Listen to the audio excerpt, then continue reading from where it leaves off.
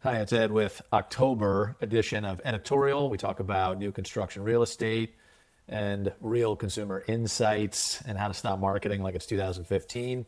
What does the Audience Town data say this month? It says fewer people are forecasted to move this year. Every single month we look at the Audience Town Win data. It's the largest database of consumer and property data in the country. We look at it and say, hey, are more people likely to move this year? What we're seeing in the data from September is 20.2 million people forecasted to move this year. That's down from 20.9 in August. So a drop off for all the probable reasons, really just consumer confidence and affordability.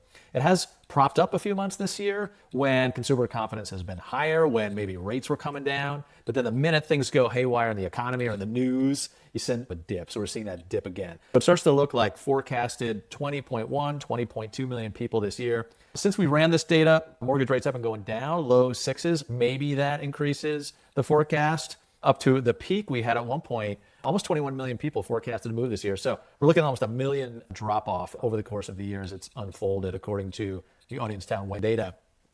All right, what can we do about it? Audience Town hosted an event for home builders a couple of weeks ago. Keynote speaker was Skylar Olson. Skylar is former chief economist at Zillow. She kept saying the housing market, thrash market, thrash. And that word really triggered me to think of thrash metal, chaotic. Thrashing means sort of chaos and aggression, uncertainty, and that is what the housing market is like. Some markets seem to be really strong and some seem to be really weak. So you have to know where to look, she said.